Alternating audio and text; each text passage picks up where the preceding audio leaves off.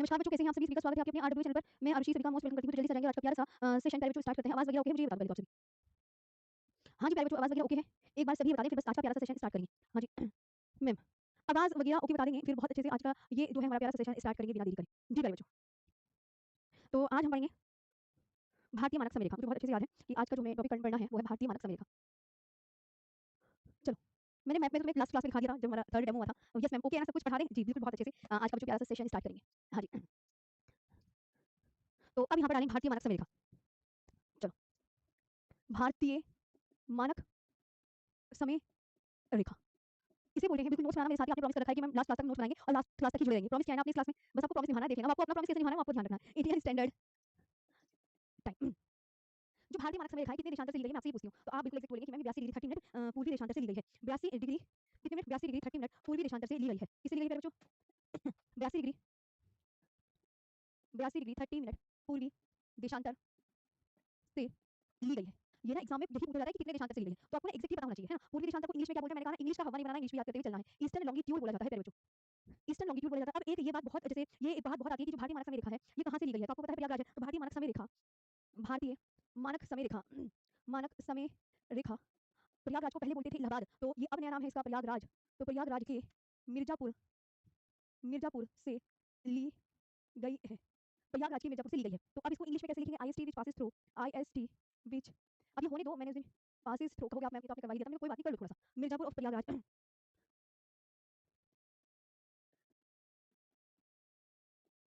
Mirzapur Mirzapur of Prayagraj in UP, है ना? भारतीय मानक समय रेखा कितने राज्यों से ली गई है? अब ये पूछा जाता है भारतीय मानक समय रेखा, तो आपको क्या याद रखना है? ये क्या लिखा मैंने? 5 राज्यों से। बहुत इंपॉर्टेंट है, कितने राज्यों से ली गई है? 5 राज्यों से ली गई है। अब वो 5 राज्य कौन-कौन से हैं? उनकी ट्रिक बता दो क्या है?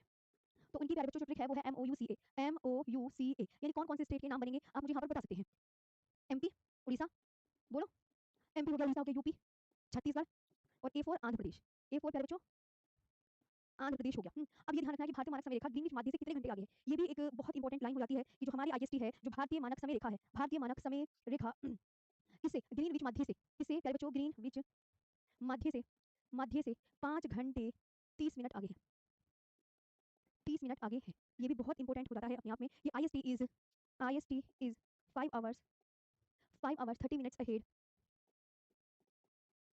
30 minutes ahead of the Greenwich mean time, of the Greenwich mean Greenwich mean time. Okay, अच्छा, अगर आपको मैं कहने लगी कि भारतीय मानक समय रेखा कितने राज्यों से ली गई है? 5 राज्यों से ली गई है, तो इनसे क्रमशः पूछ लें। अगर भारतीय मानक समय रेखा कितने राज्यों से ली गई है, इनको क्रम वाइज लगाने में आ जाए, क्रमशः कि क्रमशः बता दीजिए, क्रमशः।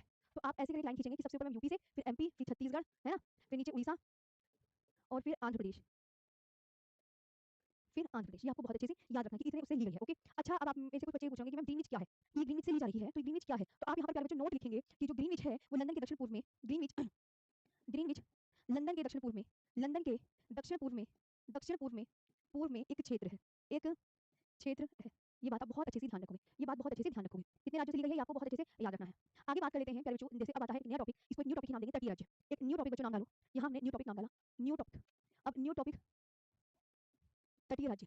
तटीय राज्य को इंग्लिश में क्या बोलते हैं? सीखना है, कोस्टल स्टेट बोलते हैं, कोस्टल स्टेट बोलते हैं। सबसे इंपॉर्टेंट क्वेश्चन यही बनता है, हमारे तटीय राज्य है कितने? 8, 9, 10, 11। तो कितने हैं? तो आपको मैंने क्या बताया? आप बोलोगे मैम 9 है प्यारे बच्चों। कितने हैं? 9। जैसे मैंने ये मैप बनाया, तो अब यहाँ पे एक एक का नाम लिख सकते हैं। ये गुजरात है, गुजरात, यहाँ पर महाराष्ट्र, ये वाला छोटा सा गोवा और ये वाला कर्नाटक, ये कर्नाटक हो गया, है ना? कर्नाटक, और ये वाला नीचे वाला केरला, ये केरला। यहाँ पे इधर हो गया तमिलनाडु, तमिलनाडु। इसके ऊपर हो गया आंध्र प्रदेश, आंध्र प्रदेश। ये प्यारे बच्चों क्या हो गया? आंध्र प्रदेश। और प्यारे बच्चों यहाँ पर हो गया ये उड़ीसा, और ये हो गया वेस्ट बंगाल, और ये हो गया वेस्ट बंगाल। प्यारे बच्चों देखा आपने? ये वेरी वेरी इंपॉर्टेंट है प्यारे बच्चों, ये वेरी इंपॉर्टेंट। जहाँ पर वेरी इंपॉर्टेंट लगे तो समझ लेना, याद करना है। अच्छा, तो अब इन्हें सीक्वेंस दिखा के दिखाओगे तटीय राज्य। कोई आपसे कहने लगे भैया तटीय राज्य कितने हैं, तो आप यहाँ पे लिखेंगे मैम तटीय राज्य आपने बताया 9 है। मैंने कहा मुझे लाइन से उनके नाम बता दो कौन कौन से हैं। तो चलिए प्यारे साथियों, मुझे इनके नाम बताइए। तो आप बोलोगे मैम गुजरात, इंग्लिश में गुजरात, महाराष्ट्र, गोवा, कर्नाटक, केरला, आंध्र प्रदेश,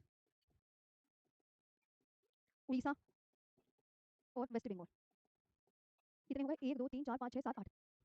तमिलनाडु छूट गया तमिलनाडु, आंध्र प्रदेश, आंध्र प्रदेश, उड़ीसा और वेस्ट बंगाल, है ना? ये गिन लो अब आपने गिन लिया। हमारी जो कोस्टल स्टेट है वो सीक्वेंस से याद करने लेना कि अच्छा इसके नीचे ये है, इसके नीचे ये है, इस तरीके से।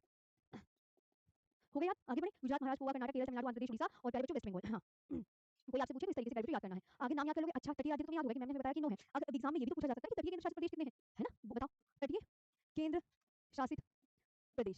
प्यारे बच्चों हमारे जो तट तट का मतलब आपको समझ में आया, जो समुद्र के साथ सीमा लगा रहे हैं वो राज्यों की बात करनी है यहाँ पर, और वो राज्यों की बात करनी है यहाँ पर जो समुद्र के साथ सीमा लगा रहे हैं, वो केंद्र शासित प्रदेशों की बात करनी है जो समुद्र के साथ सीमा लगा रहे हैं। तो समुद्र के साथ सीमा लगाने वाले राज्य यही तो है जो मैंने आपको यहाँ दिखाया। तो इसलिए तटीय राज्य बोलते हैं क्योंकि समुद्र के तट से लगे हुए हैं, समुद्र के तट से लगे हुए हैं। अब समुद्र के तट से कौन-कौन से केंद्र शासित प्रदेश लगे हुए हैं, मतलब जो समुद्र को छूते हैं उन केंद्र शासित प्रदेशों के नाम बताने हैं। तो अब बताओ coastal union territory, coastal union,